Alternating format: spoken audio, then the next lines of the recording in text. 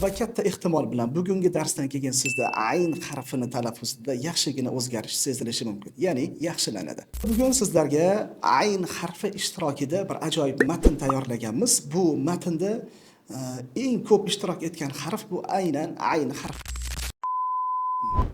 Assalomu alaykum. Bugun sizlar bilan alifbo mavzusi doirasida ajoyib bir darsni o'tkazamiz. Bu darsimiz ayn harfining to'g'ri talaffuz qilishi uchun eng samarali mashq haqida bo'ladi.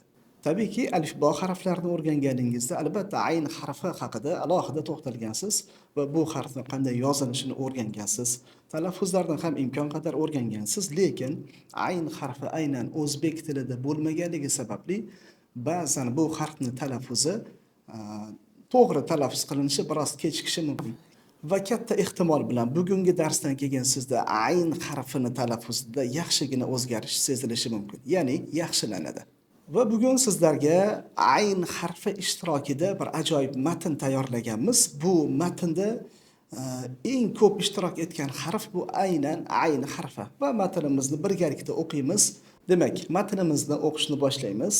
Bu matnimiz sodda matn, ya'ni bir Umar haqidagi va uni universitetdagi o'rtog'i bilan uchrashuv haqidagi matn. Biz kimlargadir qiziq bo'lsa, tarjimasini ham aytib ketamiz.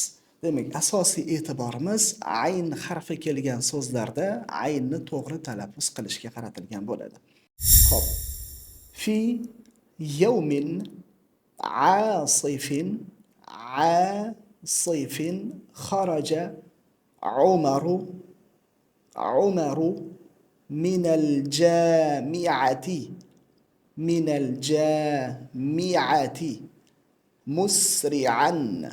مسرعا لأنه كان على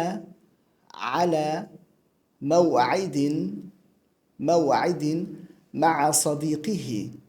مع صديقه عادل في المعرض الفني. ترجمة: shamolli, bo'ronli bir kunda Umar universitetdan shoshib chiqdi. Chunki u badiiy ko'rgazmada do'sti Odil bilan uchrashuvga va'dalashib qo'ygan uchrashuv bor edi. Shu o'rinda ajoyib bir taklif. Juda ko'pchilik o'quvchilar bizga murojaat qiladi. Men alifboni bilaman, o'qishni bilaman, ammo talaffuzlarim yaxshi emas. Ya'ni o'qishim juda ham sekin, yaxshi o'qa olmayman deb o'zimdan ko'nglim to'lmaydi. Shunga o'qish kursingiz bormi degan taklif bilan, ya'ni iltimos bilan chiqishadi. Bizda aynan mana shu kabi o'qish kursini tashkil qilganmiz.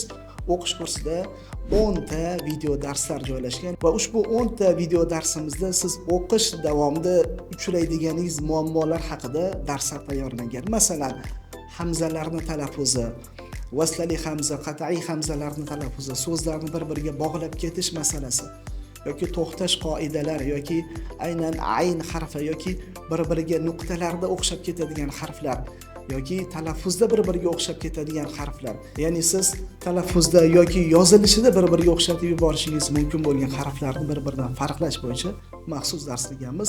Kurs narxi atiga 99 ming so'm va ishonamanki, ushbu kursdan keyin sizdagi o'qish darajangiz kamida 20-30% ga yaxshilanadi. Kursni xarid qilish uchun pastdagi link orqali biz bilan bog'laning. Tabiiyki, harflar qaysidir harakatlar bilan kelsa oson talaffuz qilinadi va qaysidir boshqa so'zlarning tarkibida kelsa qiyin bo'ladi. Shu sababli yuqorida o'qigan matnlarimizda qaysi so'zlar oson talaffuz qilish uchun va qaysi so'z bilan ko'proq mashq qilish kerak deyilsa, aynan men tavsiya qilgan bo'lardim. Ala bu juda ham oson so'z. Ala. Chunki jami'ati biroz qiyinroq. Jami'ati. Siz birinchi alaga o'xshagan oson so'zlar bilan mashq qilib, keyin qolgan harakatlar bilan uni mashqini qilsangiz bo'ladi. Yoki ma'a bu ham birmuncha oson va adil so'zi Umar so'ziga qaraganda biroz osonroq. Navbatdagi gaplarimizga o'tamiz. Inda wusulihi shahada lawhatin ajibatan. Bu ham osonroq so'z ekan. Ajibatan tu'abbiru an, bu ham oson. An mashaa'ira amiqatin. amiqatin, bu ham oson. Va ma'anin wasi'atin, va ma'anin wasi'atin. Tarjimasi: u yetib kelganda chuqur his-tuyg'ular va keng ma'nolarni ifodalovchi ajoyib rasmlarga ko'zi tushdi. Tawaqqafa Umar amama lawhatin ra'i'atin ra'i'atin tumathilu tabi'atan khadra'a wa ashjaran عالية bu ham oson so'z. Va aghsanan muta'aniqatan. Tarjimasi: Umar yashil tabiat, baland daraxtlar va bir-biriga chirmashgan shoxlarni tasvirlovchi ajoyib rasm oldida to'xtadi. Qala Umar bi'ijabin, bu biroz qiyinroq. Bi'ijabin يا له من عمل مبدع يا له من عمل مبدع amal bu ham osonroq so'z hisoblanadi. Mubdi' biroz qiyinroq talaffuz qilishi. Al-fannanu yatamatta'u, bu ham oson. Yatamatta'u bi zawqin rafi'in va ihsasin azim. Tarjimasi: Umar hayrat bilan hayratlanib aytdiki, qanaqangi bir ajoyib kreativ, ya'ni ijodiy asar ekan. Bu rassomda nozik did va kuchli sezgi hissiyotlari bor ekan dedi. Ba'dal bu ham osonroq. Ba'dal ma'radi jalasa Umar va Adil. Men oxirgi harakatlarni o'qimayapman, to'xtaganligim sababli. Adil fi maqha yoki tanvin bilan o'qiydigan bo'lsangiz, fi maqhan hadiin ala shari'in wasi'in. Matnni qarang, ichi to'la ayn harfi. Siz buni bir necha marta ko'ring va imkon qadar, masalan, men o'qishimdan oldin pauzaga bosib, o'zingiz birinchi o'qing va keyin talaffuzni eshiting. Birinchi meni eshiting, keyin o'zingiz mashq qiling. Va bir necha marta agar shu matnni o'qiydigan bo'lsangiz, ishoning, ayn harfi talaffuzingiz juda ham keskin o'zgarib, juda ham yaxshi talaffuz qiladigan bo'lib qolasiz.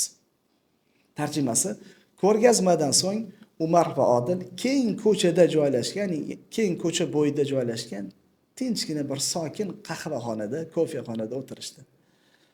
Tahaddatha anil mashari'il